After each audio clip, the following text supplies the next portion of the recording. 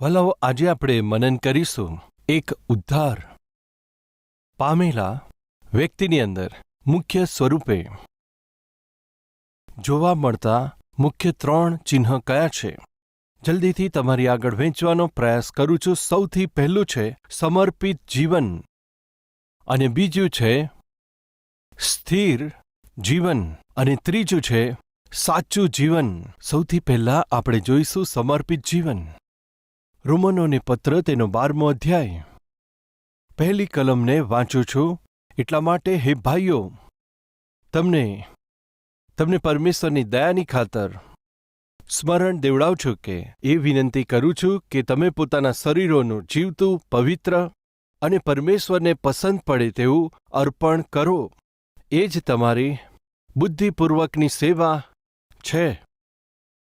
વાલાઓ, તમે ઉદ્ધાર પામ્યા છો અને તમારા જૂના અને ગંદા જીવનને જો છોડ્યું છે તો સૌથી પહેલું કામ તમે શું કરવાના છો જાણો છો? તમે જે કંઈ હાલતમાં છો તમે પોતાને પરમેશ્વરને અર્પણ કરી દેશો.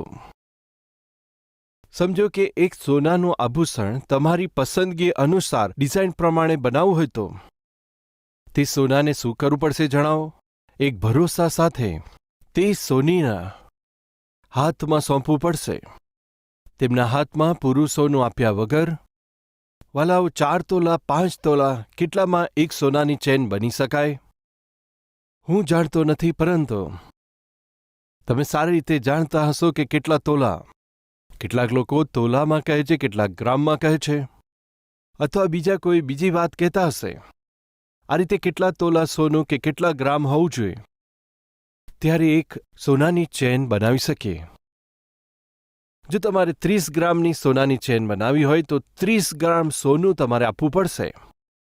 ના, આ વર્ષે અડધું આપીશ, આવતા વર્ષે અડધું આપીશ, પણ મારે જે ચેન જોઈએ છે તે તમે બનાવી આપો એમ કહેવાથી તે ઉપરથી નીચે સુધી જોશે, અરે આ પાગલખાનાનો વ્યક્તિ મારી પાસે કેમ આવ્યો છે? હા કે નહીં? આપણે સોનાને જે ઘાટમાં ઘડવા માંગીએ છીએ તે ઘાટમાં જોવા માટે પૂરું સોનું આપવું પડશે. માની લો તમારે સૂટનું કપડું સીવવું હોય કે શર્ટનું કપડું સીવવું હોય, તમે ટેલરની પાસે લઈ જઈને તેને શું કરવું પડશે? તમે ખરીદેલા એ સંપૂર્ણ કપડાને તેને આપવું પડશે કે પછી અડધા મીટર આ સમયે, બીજું અડધું આવતા અઠવાડિયે, બાકી બચેલા 2 મીટર આવતા મહિને આપીશું. આ રીતે તમે ખરીદેલું કપડું જો તમે ટુકડામાં આપો તો તે સીવી શકશે ખરા? જો એક સારું રૂપ બનવું હોય, તેનું સારી રીતે ફિટિંગ થાય એ માટે સૂટ હોય કે શર્ટ હોય કે પેન્ટ હોય તે માટે શું કરવું પડશે? તમે જે કાપડ ખરીદ્યું છે તે સંપૂર્ણ રીતે મધ્યમાં સહેજ પણ કાપ્યા વગર ટેલરને આપવું પડશે.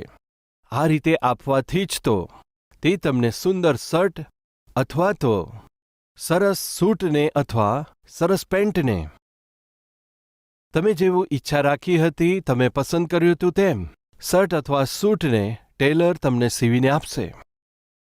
વાલાઓ, કંઈક બીમારી થઈ ગઈ, તમે હોસ્પિટલમાં ગયા સમજો, ડૉક્ટર કહેશે અહીં આગળ બેસો. જ્યાં આગળ કહ્યું હોય ત્યાં આગળ ચૂપચાપ બેસવું પડે. મોં ખોલો કહે તો મોં ખોલવું પડે. આંખ બંધ કરવા કહે તો આંખ બંધ કરવી પડે. હાથ ઉઠાવો કહે તો ઉઠાવવો પડે. અહીંયા સૂઈ જાઓ કહે તો સૂઈ જવું પડે. લાંબા શ્વાસ લો કહે તો લેવા પડે. શ્વાસ રોકો કહે તો રોકવા પડે. વાલાઓ, ડૉક્ટરની પાસે ગયા પછી તે જે કંઈ કહે તે આપણે કરવું પડે ને. શા માટે?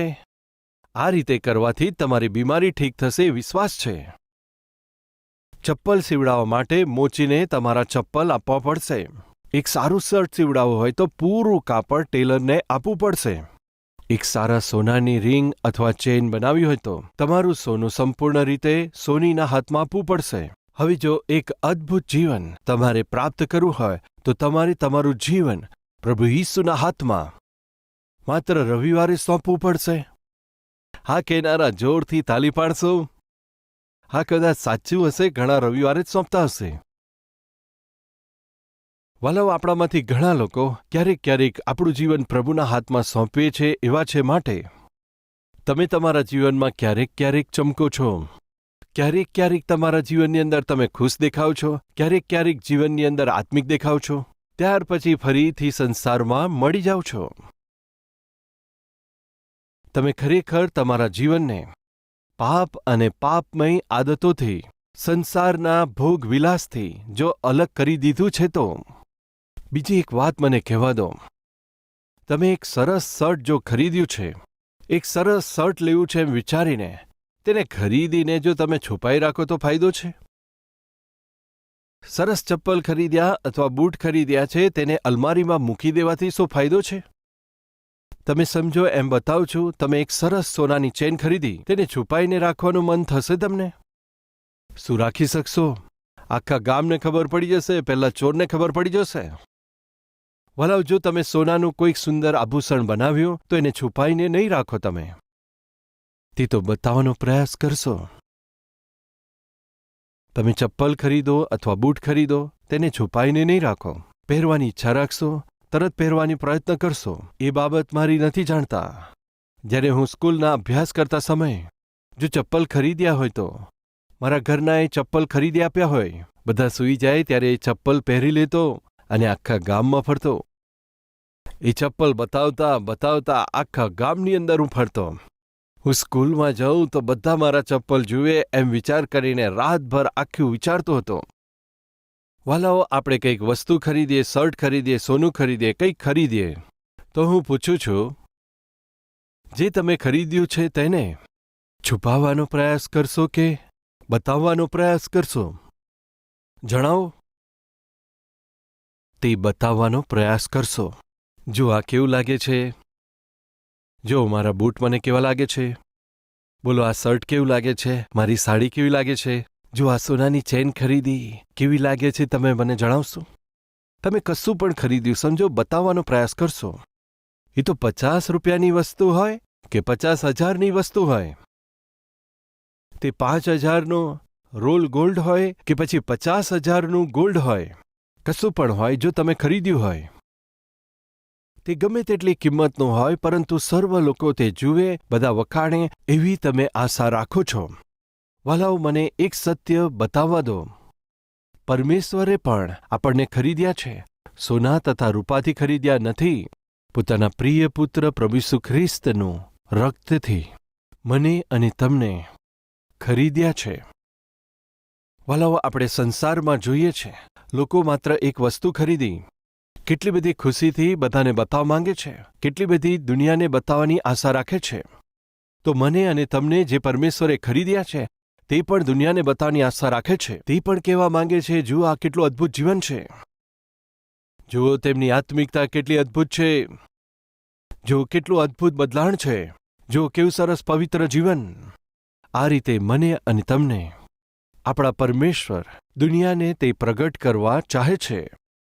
વલાઓ, આ રીતે જો પરમેશ્વર આપણને બતાવવાની ઈચ્છા રાખે છે, વલાઓ, હું તમને ફરીથી કહેવા માંગુ છું કે તમે એક સોનાનું બિસ્કિટ લઈ જઈને જ્યારે કોઈ સોનીને આપો છો તો તે સોની એનું સુંદર ઘરેણું બનાવીને તમને આપે છે અને કહે છે કેટલું સુંદર છે.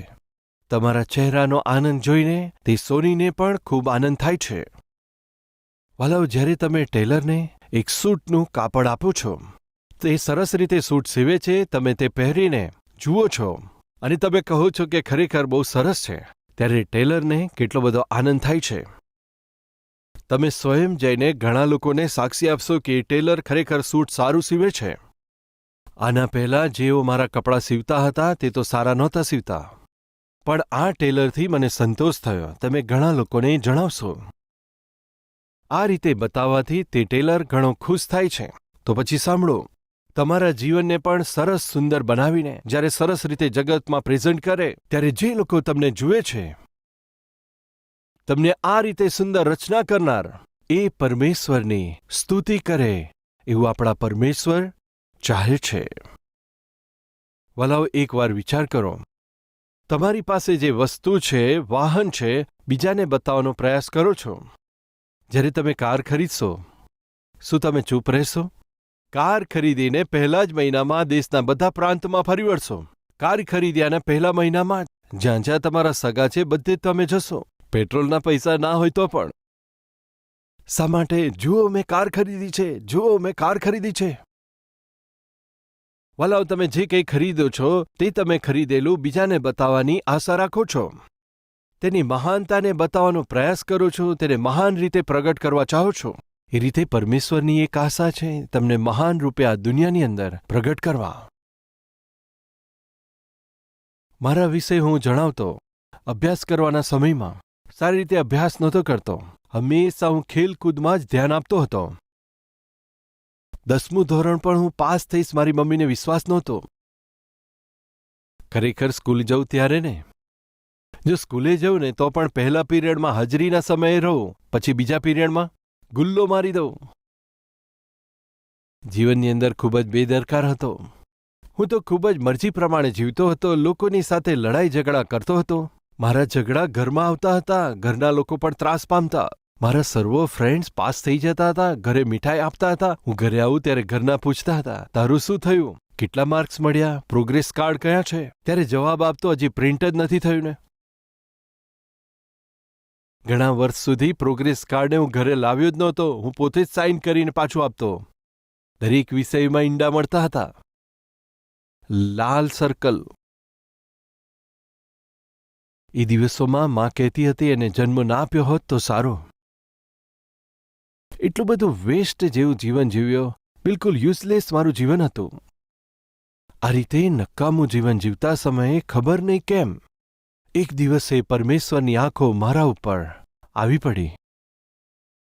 જ્યારે હું બગડતો જતો હતો, ખબર નહીં કેમ પ્રભુએ મારા પર દયા કરી. વાલાઓ, પરમેશ્વર કોઈને પણ સુધારી શકે છે. ગમે તેટલું બગડી ગયેલું જીવન હોય સુધારી શકે છે.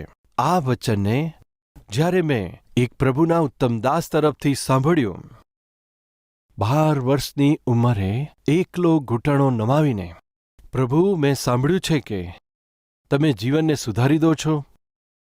વાલા, હું કેટલો બગડેલો હતો મારા ગામના લોકો જાણતા હતા. એટલું બધું હું બગડેલો હતો અને ભટકનારો હતો. આ રીતે ભટકતા જીવનમાં 12 વર્ષની અંદર ઘૂંટણો નમાવી પરમેશ્વરને વિનંતી કરી, તમે જીવનને બદલો છો ને? પ્રભુ, મારો જેવો નકામો, મારા જેવો વ્યર્થ જીવન જીવનારો કોઈ નથી.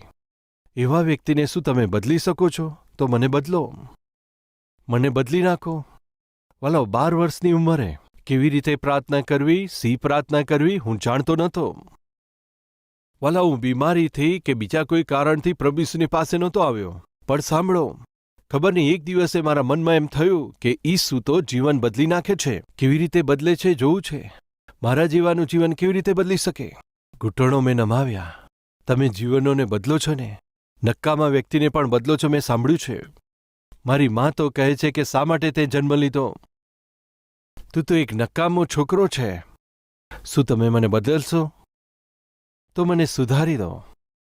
પરંતુ તેના પહેલાં કે હું ઘૂંટણો પરથી ઊભો થઉં, પૂરી રીતે હું બદલાઈ જાઉં, એક નવા વ્યક્તિ તરીકે બદલાઈ જાઉં, સંપૂર્ણ પરિવર્તન આવે. શું એવું સુધારી શકો?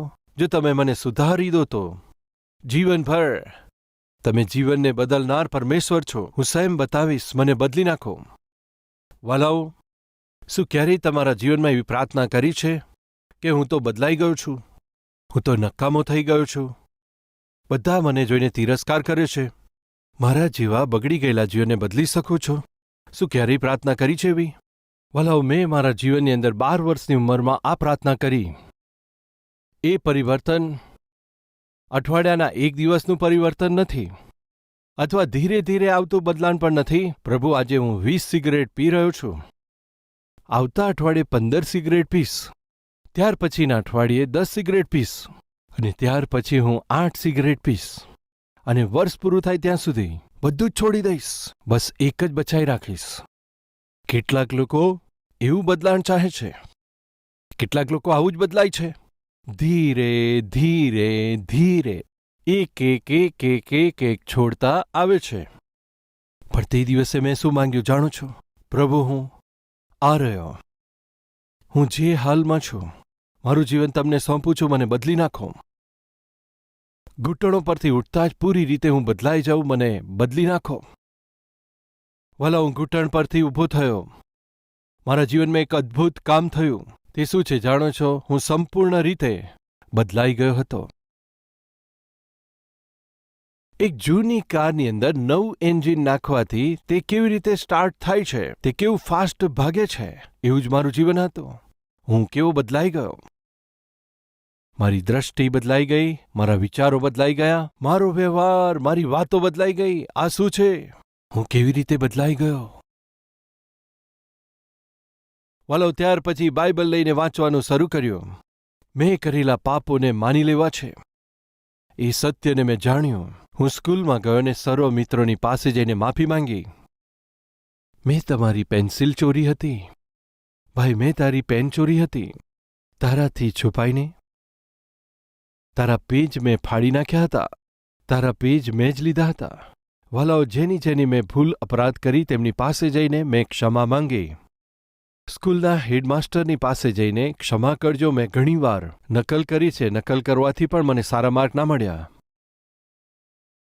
ઘણીવાર કોપી કરી છે. તેમણે કહ્યું, અરે તને શું થયું છે? ત્યારે મેં કહ્યું કે મારું જીવન ઈસુને સોંપ્યું છે અને પ્રભુ ઈસુએ મારું જીવન હવે બદલી નાખ્યું છે. વાલાઓ, કેટલાક દિવસ પહેલા સિંગાપુર ગયો હતો. આ વાતને ત્યાં રહેનારા મારા મિત્રો જાણીને મારી સાથે ભોજન કરવા માટે મારી પાસે આવ્યા. લગભગ 7-8 મિત્રો હતા જેઓ સિંગાપુરમાં સેટલ હતા. તેમનામાં મારી સાથે સ્કૂલમાં ભણેલો એક મિત્ર પણ હતો. મારી બાજુમાં જ બેઠો હતો. તેમણે કહ્યું, થોડા વખત પહેલાં હું ઇન્ડિયા આવ્યો ને, ત્યારે જ્યાં જુઓ ત્યાં તમારું પોસ્ટર હતું. તમારા વિશે ઘણું સાંભળ્યું છે. તમે પ્રભુની સેવા કરો છો અને મહાન સેવા કરો છો. એમ કહેતા એક વાત કહી, મને હજી પણ યાદ છે. જ્યારે આપણે સ્કૂલમાં ભણતા હતા ત્યારે એક દિવસે તમે ક્લાસમાં આવીને બધાની માફી માંગી હતી. આજે પણ મને એ યાદ છે. હા, તે જ સમયથી બદલાણ શરૂ થયું હતું અને આજે પરિવર્તન આ સ્તર સુધી પહોંચી ગયું છે. મને ખૂબ જ ખુશી થઈ. આટલી મહાન સેવા કરનાર આ સેવકને મારા મિત્ર છે એમ કહી શકું. મને ગર્વ થાય છે. વાલાઓ, 1 મિનિટ થોભી જાઓ. હું તમને આ બધું કેમ જણાવું છું? હું તો એક નકામો જુવાન. જ્યારે મારું જીવન મેં પ્રભુના હાથમાં સોંપ્યું, તે પ્રભુ ઈસુએ એ જુવાનના જીવનને પોતાના હાથમાં લઈ સુધારીને હવે આખા વિશ્વને પ્રગટ કરી રહ્યા છે. જેને મેં સુધાર્યું છે, જુઓ તે કેવા ઉત્તમ પાત્ર છે. જે જીવનને મેં મારા હાથમાં લીધું હતું, તે કેવી રીતે મારી સેવા કરશે, તે કેવી રીતે મારો મહિમા કરી શકશે. અને આજે આખા સંસારને પરમેશ્વર બતાવી રહ્યા છે. વાલાઓ, તમે ચપ્પલ ખરીદીને બીજાને બતાવવા માંગો છો? સોનાનું ઘરેણું ખરીદીને બીજાને બતાવવા માંગો છો? તમે નિર્જીવ વસ્તુને, વાહનને ખરીદીને આખી દુનિયાને બતાવવા માટે ચાહો છો. પરંતુ જીવતા એવા તમને મારા પ્રભુ લોહીથી ખરીદીને બતાવવા માંગે છે. તમને એમના દીકરા અને દીકરી બનાવ્યા છે. આખી દુનિયાને તે બતાવવા માંગે છે. જે વ્યક્તિ પોતાનું જીવન પરમેશ્વરના હાથમાં સોંપે છે, તેમના દ્વારા તે શું કરી શકે છે? સંસારને બતાવવું છે એવી આશા રાખે છે. એમ બતાવવાનો અવસર શું તમે ક્યારેય આપ્યો છે? તમારા જીવનને સુધારીને, તમારા જીવનને તેમની ઈચ્છા પ્રમાણે બનાવીને, વચન પ્રમાણે બદલી નાખીને એક અદ્ભુત વ્યક્તિના સ્વરૂપમાં તે તમને તૈયાર કરીને દુનિયાને બતાવવાના છે. ક્યારથી પરમેશ્વર ચાહે છે. શું તે બતાવી શક્યા? આજે તમે પોતે હિંમતથી કહી શકતા નથી કે તમે ખ્રિસ્તી વ્યક્તિ છો. કેમ જાણો છો? કેમ કે સવારે ઉઠતા જ તમે પડોશી પાસે જઈને, કેમ ભાઈ 1000 રૂપિયા આપશો? 2000 રૂપિયા આપશો? કેમ પરિસ્થિતિ ઠીક નથી? તમે પોતે જ માંગી રહ્યા છો. તમારી પોતાની જ જીભ ઠીક નથી. તમે પોતે જ સવારથી સાંજ સુધી જૂઠું બોલતા હો છો. તમારી વાત બદલી નાખો છો. વચનથી ફરી જાઓ છો. નોકરી ઠીક રીતે કરતા નથી. પરિવારની અંદર પત્ની અને બાળકોનું સારું ધ્યાન નથી રાખતા. પતિનું ધ્યાન નથી રાખતા, બાળકોનું ધ્યાન નથી રાખતા. તો એ વાત તમને પરમેશ્વર કોને બતાવી શકે? અને કેવી રીતે બતાવી શકે? આજે તમે પ્રભુના વિષયમાં બીજા લોકોને પણ બતાવો કહેવાથી કેમ બતાવી શકતા નથી? કોણ તમારી વાત પર વિશ્વાસ કરશે? કોણ તમારી વાત માનશે? પહેલાં તમે સુધરી જાઓ ભાઈ. તમે પહેલાં સુધરો. પહેલાં તમારું જીવન તમે ઠીક કરો. હા, જો તમારા જીવનમાં બદલાણ આવશે, કંઈ સુધારો આવશે, ત્યારે હું કંઈક વિશ્વાસ કરીશ. એવું જ છે ને આજે આપણા વિશે લોકો કહે છે. પરમેશ્વર તમને તમારા ઘરમાં જ એક સાક્ષી તરીકે બતાવી શકતા નથી. તમારા ભાઈ બહેનોની મધ્યમાં આત્મિક તરીકે બતાવી શકતા નથી. બતાવવું છે. ઘણા પહેલાથી આશા રાખી છે, પણ તમે આધીન જ થતા નથી. વાલાઓ, એક ટેલરને પૂરું કાપડ આપ્યા વગર, એક સોનીને પૂરું સોનું આપ્યા વગર, એક ચપ્પલ સીવનારને પોતાનું તૂટેલું ચપ્પલ આપ્યા વગર, ડોક્ટરની પાસે જઈને જેવું તેમણે કહ્યું છે તેમ આધીન થયા વગર, તમારી તબિયત કેવી રીતે સુધરશે, ચપ્પલ કેવી રીતે સીવાશે, કપડાં કેવી રીતે સીવાય, એ જ રીતે તમારું જીવન પણ જો પૂરી રીતે પરમેશ્વરને આધીન ના કરો તો કેવી રીતે પરમેશ્વર તમને અદ્ભુત વ્યક્તિ તરીકે બનાવી શકશે?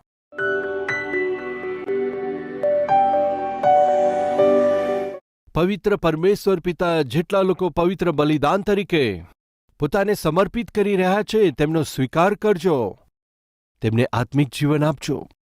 આધીન થવાનું મન આપજો. કેટલી બધી મૂલ્યવાન કિંમત ચૂકવીને તમે ખરીદ્યા છે અને તેમનું જીવન કેટલું બધું કિંમતી ને મૂલ્યવાન છે તે સમજી શકે આજથી. તમારી ઈચ્છા મારી ઈચ્છા છે, તમારી મરજી એ મારી મરજી છે એમ કહીને જેઓ પોતાને સમર્પિત કરે છે તેવા દરેક વ્યક્તિને અદ્ભુત સાક્ષી બનાવજો અને તમારા બાળકો બનાવીને તમારા નામને મહિમા પ્રાપ્ત થાય. પ્રભુ ઈસુ ખ્રિસ્તના નામમાં માંગીએ છે પિતા. આમીન.